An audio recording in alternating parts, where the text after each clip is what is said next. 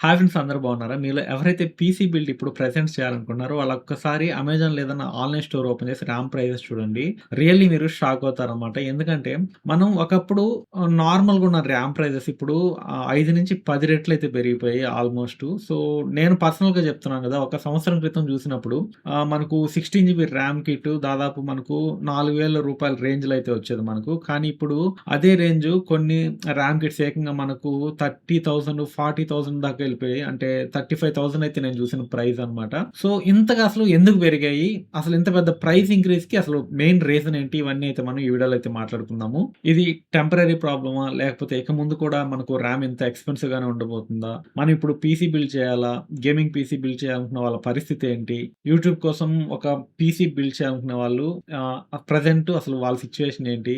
AI tools అదేవిధంగా మనకు local AI models run చేయాలనుకుంటే పీసీ బిల్డ్ చేసేవాళ్ళు ప్రెజెంట్ వాళ్ళ సిట్యుయేషన్ ఏంటి? ముఖ్యంగా మనకు ర్యామ్ ప్రైస్ మళ్ళీ తగ్గే ఛాన్స్ ఏమైనా ఉందా? లేకుంటే ఇలాగే ఉంటాయి. ఇవన్నీ అయితే మనం ఈ వీడియోలో క్లియర్‌గా అయితే సింపుల్ టర్మ్స్‌లో అయితే మాట్లాడుకుందాము. సో, ముందుగా అసలు ఇక్కడ ప్రాబ్లమ్ ఎక్కడ మొదలైందనేది చూద్దాం. సో, ఒక విషయం అయితే క్లియర్ చేసుకుందాం. ఇది కేవలము ర్యామ్ బ్రాండ్స్ కావాలని ప్రైజెస్ పెంచుతున్న స్టోరీ అయితే కాదు. దీనివల్ల చాలా పెద్ద సెమీకండక్టర్ ఇండస్ట్రీ షిఫ్ట్ అయితే ఉందన్నమాట.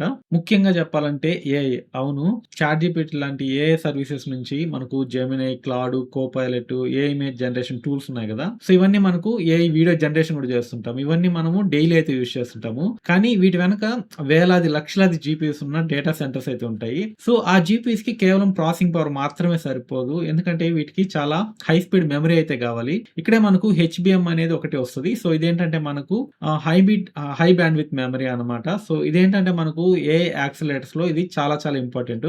ఇప్పుడు ప్రాబ్లమ్ ఏంటంటే మనకు సామ్‌సంగ్ గావచ్చు, ఎస్‌కే హైనెక్స్ గావచ్చు, మైక్రాన్ ఇట్లాంటి పెద్ద పెద్ద మెమరీ మ్యానుఫ్యాక్చరర్స్‌కి మ్యానుఫ్యాక్చరింగ్ కెపాసిటీ అనేది అన్‌లిమిటెడ్ ఉండదన్నమాట.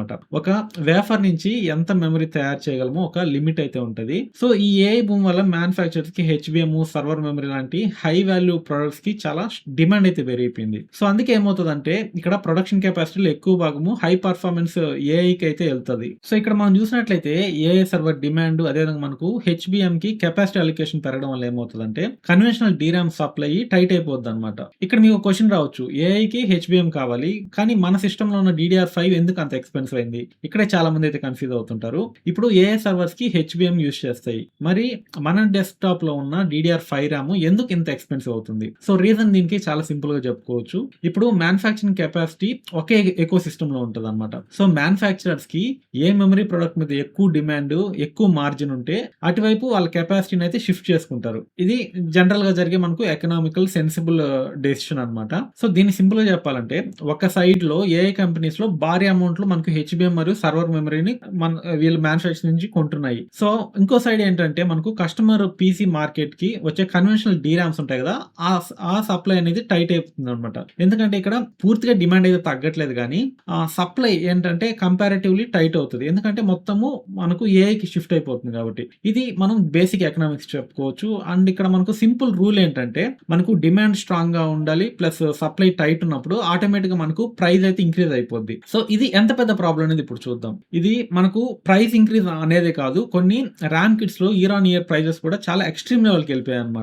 కొన్ని 128 జీబీ DDR5 కిట్స్ అయితే ఒకప్పుడు కొన్ని $100 ఇవి మనకు గ్లోబల్ మార్కెట్‌లో దొరికేవి. ఇప్పుడు ఆల్మోస్ట్ మీకు $3,000 కంటే ఎక్కువ ప్రైస్ రేంజ్‌లో అయితే ఇవ్వబడి అంటే ఇక్కడ ఏమవుతదంటే ఇది ఒక మన ఇండియన్ మార్కెట్‌లో మాత్రమే జరుగుతున్న ప్రాబ్లమ్ అయితే కాదు. ఇది కంప్లీట్‌గా మనకు గ్లోబల్ మార్కెట్‌లో ఈ సప్లై డిమాండ్ ఇంబాలెన్స్‌కి అయితే ఉంది. సో, ఇది మనం ఓన్లీ మన అమెజాన్‌లో వచ్చిన ప్రాబ్లమ్ అయితే కాదు. అందుకే మనము ఈ గ్లోబల్ ఎఫెక్ట్ మనకు అమెజాన్‌లో కూడా మనం అమెజాన్ కావచ్చు, ఫ్లిప్‌కార్ట్ కావచ్చు వీటిలో కూడా మనం చూస్తుంటాం అన్నమాట. ఆటోమేటిక్‌గా మీకు ప్రైస్ ఇంక్రీజ్ అయితే ఉంది. సో, నేను చూసిన ఈ ర్యామ్ ఏంటంటే మనకు cross year 16 GB DDR5 RAM అప్పుడు 4000 ఉండేది. ఇప్పుడు నేను చూస్తే అది ఆల్మోస్ట్ 30,000, 35,000లో అయితే మనకు అమెజాన్‌లో కనబడతా ఉంది. కానీ ఇక్కడ ఒక విషయం మనం గుర్తుపెట్టుకోవాల్సింది ఏంటంటే అమెజాన్‌లో ఒక పర్టిక్యులర్ సెల్లర్ మాత్రమే అమ్మడు కాబట్టి సో, మేబీ ఈ ప్రైస్‌ని చూసి మనం మోసపోకూడదు. ఎందుకంటే ర్యామ్ కొనేటప్పుడు కెపాసిటీ మాత్రమే కాదు. మనం కొనేది DDR4 లేక DDR5 లేకుంటే ఆ ర్యామ్ యొక్క స్పీడ్ ఎంత? లేకుంటే ఇది 16 జీబీ మనం సింగిల్ స్టిక్ కొంటున్నామా? లేకుంటే 8 జీబీ 2 స్టిక్స్ కొంటున్నామా? ఇవన్నీ మనం కన్సిడర్ చేసుకోవాలన్నమాట. ఇప్పుడు మీకు క్వెషన్ రావచ్చు. సార్ DDR5 అయితే పెరిగిపోయింది కదా! నేను DDR4కి వెళ్తానని. సో, ఇది కూడా ఇప్పుడు సేఫ్ జోన్‌లో అయితే లేదన్నమాట. ఇంకేంటంటే ఇప్పుడు మనకు DDR5 ఎక్స్‌పెన్సివ్ అయితే DDR4 తీసుకోవాలని చాలా మందికి ఉంటది. కానీ ఇక్కడ మనం గుర్తుపెట్టుకోవాల్సింది ఏంటంటే, ఏదైనా ఒక మ్యానుఫ్యాక్చరర్ కొత్త జనరేషన్ మరియు సర్వర్ ప్రొడక్ట్స్‌కి కెపాసిటీ షిఫ్ట్ చేస్తున్నప్పుడు ఏమవుతదంటే, ఆటోమేటిక్‌గా ఓల్డర్ మెమరీ సప్లై కూడా టైట్ అయిపోద్దనమాట. ఇక్కడ మనకు ట్రెండ్ ఫోర్స్ అనే ఒక అనాలిసిస్ డేటాలో తెలిసింది ఏంటంటే, మనకు డీడీఆర్4 మనకు ప్రెజెంట్ స్పాట్ ప్రైజెస్ ఉన్నాయి కదా! సో, అవి కూడా మనకు ఎలివేటెడ్ లెవెల్స్‌లోనే కనబడుతున్నాయి. అంటే మనకు డీడీఆర్5 ఎక్స్‌పెన్సివ్ అయింది కాబట్టి, డీడీఆర్4 ఆటోమేటిక్‌గా చీప్ అయిపోతుంది అనుకోవడం మాత్రం అది మన తప్పు. ఇక్కడ ఇంకో క్వెషన్ ఏంటంటే, ర్యామ్ ఒకటే పెరుగుతదా? ర్యామ్‌తో పాటు ఇంకేమేమి పెరుగుతున్నాయి అనేది ఒక్కసారి చూద్దాము. ఇప్పుడు దీనికి ఆన్సర్ చెప్పాలంటే ర్యామ్ ఒక్కటే పెరగడం లేదు. దీంతో పాటు మనకు స్టోరేజ్ మార్కెట్‌లో కూడా ప్రెషర్ అయితే ఉంది. సో, మన ఎస్ఎస్‌డీలో ఉపయోగించే నాండ్ ఫ్లాష్‌కి ఏఐ డేటా సెంటర్స్ నుంచి మంచి డిమాండ్ అయితే ఉందన్నమాట.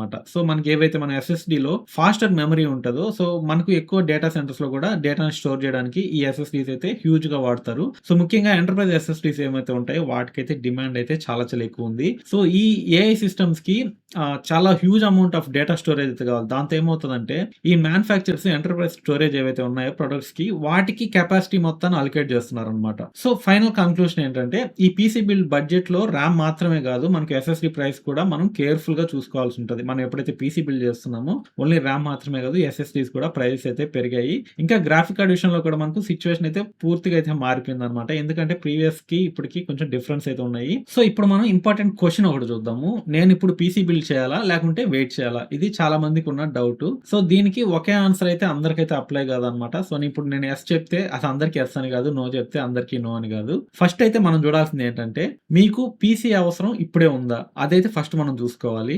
లేకపోతే ఇది జస్ట్ వాంట్ అంటే మీరు కొత్త పీసీ బిల్డ్ చేస్తే బాగుంటుంది అని అనుకుంటున్నారా? మీకు నీడ్ ఉందా? లేకుంటే విష్ ఉందా? ఇదైతే మీరు గుర్తుపెట్టుకోండి. ఈ రెండిటి మధ్య చాలా డిఫరెన్స్ అయితే ఉంటది. మీకు నీడ్ అంటే దాని ద్వారా మీకేమైనా ఇన్‌కమ్ జనరేట్ అయ్యి, దాని ద్వారా మీకు రియల్‌గా ఒక యూజ్ అయితే ఉంటే అప్పుడు అది నీడ్ అన్నమాట. మీకు ఎగ్జిస్టింగ్ పీసీ ఇంకా పనిచేస్తుంది. మీరు గేమింగ్ కంటిన్యూ చేయగలుగుతున్నారు. వీడియో ఎడిటింగ్ సమ్‌హౌ మేనేజ్ అయితే అవుతుంది. మీ ప్రొడక్టివిటీకి మేజర్ ప్రాబ్లమ్ అయితే లేదు. సో, ఇప్పుడు ర్యామ్ ఎక్స్‌పెన్సివ్ ప్రైస్ కొనాల్సిన అవసరం అయితే లేదు. కొంచెం అయితే వెయిట్ చేయండి. ఎందుకంటే కరెంట్ మార్కెట్‌లో ప్రైజెస్ ఆల్రెడీ చాలా హై బేస్ నుంచి మూవ్ అవుతున్నాయి. సో, కన్స్యూమర్ డిమాండ్ కూడా హై ప్రైజెస్ వల్ల కొంచెం అయితే స్లో అవుతుందన్నమాట. అంటే ప్రైజెస్ రేపే హాఫ్ అవుతాయని కాదు. కానీ మార్కెట్ కరెక్షన్ వచ్చే అవకాశం అయితే కంప్లీట్‌గా ఇగ్నోర్ చేయలేము. సో, కొంచెం అయితే తగ్గొచ్చు.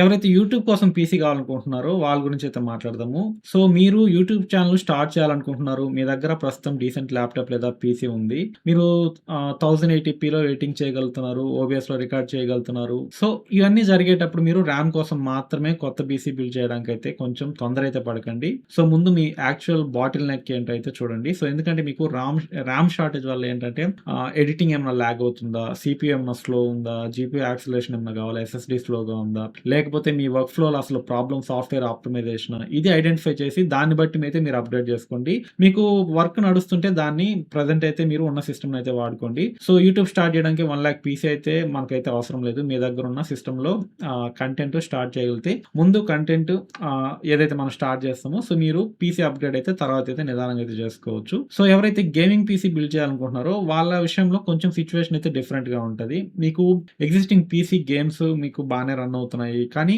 కొత్త ట్రిపుల్ ఏ గేమ్స్ అయితే ఉంటాయో సో, వాటి కోసం మీరు అప్‌గ్రేడ్ చేయాలనుకుంటున్నారనుకోండి. సో, అయితే మీరు కంప్లీట్ ప్లాట్‌ఫార్మ్ అప్‌డేట్ చేయడానికి ముందు కాలిక్యులేషన్ చేసుకోండి. సో, మీ మదర్ బోర్డ్ సపోర్ట్ చేసే మాక్సిమం ర్యామ్ ఎంత? మీ కరెంట్ ర్యామ్ ఎంత? మీ సీపీయూ అప్‌గ్రేడ్ అవసరమా? లేకుంటే జీపీయూ అప్‌గ్రేడ్ అవసరమా? మీకు నిజంగా 64 జీబీ ర్యామ్ అవసరం ఉందా? ఇంకా 32 జీబీ సరిపోతుందా? సో, చాలా మందికి ఫ్యూచర్ ప్రూఫింగ్ పేరుతో అయితే అన్నెసరీ ర్యామ్ అయితే కొనేస్తుంటారు. 64 అట్లా హై ర్యామ్స్‌కి అయితే వెళ్ళిపోతుంటారు. ఇప్పుడు అది ఎస్పెషల్లీ ఎక్స్‌పెన్సివ్ మిస్టేక్ అయితే అవుతదన్నమాట ప్రీవియస్‌తో పోల్చుకుంటే. సో, మీరు యూజ్ కేస్‌కి 32 జీబీ సరిపోయిందంటే మీరు దాన్నైతే యూజ్ చేసుకోండి. కేవలం ఫ్యూచర్ కోసము 64 జీబీ లేదా 96 జీబీకి అయితే వెళ్ళాల్సిన అవసరం అయితే లేదు. ఇప్పుడు కానీ మీరు ఇప్పుడు లోకల్ ఏఐ మోడల్స్ రన్ చేస్తుంటారు కొంతమంది. సో, అట్లాంటి వాళ్ళ కోసం ఏంటంటే ఇప్పుడు 4K లేదా 8K వీడియో ఎడిటింగ్ చేస్తున్నారు. ఆఫ్టర్ ఎఫెక్ట్స్‌లో హెవీ ప్రాజెక్ట్స్ అయితే చేస్తున్నారు. వర్చువల్ మెషిన్స్ రన్ చేస్తున్నారు మీ సిస్టమ్‌లో. లేదా మీకు మా ప్రొఫెషనల్ వర్క్ లోడ్స్ అయితే ఉన్నాయి. సో, మీరు క్లయింట్స్ దగ్గర వర్క్స్ తీసుకొని చేస్తున్నారు. అప్పుడు మీకు ర్యామ్ కెపాసిటీ ఖచ్చితంగా అయితే ఇంపార్టెంట్ ఉంటదన్నమాట. సో, బేసిక్ యూట్యూబ్ వర్క్స్ వాడికైతే ప్రెజెంట్ అయితే అప్‌గ్రేడ్ అవ్వాల్సిన పని అయితే లేదు.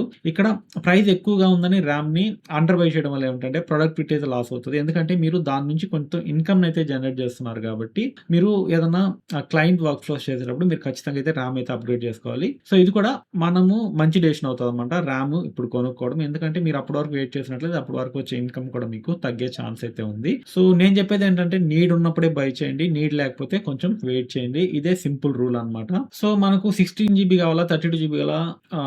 64 జీబీ కావాలా? ఒకసారి చూద్దాము. మీరు basic office work, browsing, coding, normal YouTube work చేస్తున్నట్లయితే మీకు 16 జీబీతో అయితే మీకు పని కానిచ్చేయొచ్చు. కానీ కొత్త డెస్క్‌టాప్ ఎవరైతే బిల్డ్ చేస్తున్నారో వాళ్ళకి నా ఒపీనియన్ ఏంటంటే మీరు ఖచ్చితంగా 32 జీబీ అయితే బ్యాలెన్స్‌డ్ కాన్ఫిగరేషన్ అవుతది. సో, ఎస్పెషల్లీ ఎవరైతే gaming plus editing plus multi tasking చేస్తా ఉంటారో వాళ్ళకైతే మీకు 32 జీబీ ఒక స్వీట్ స్పాట్ అయితే అవుతదనమాట.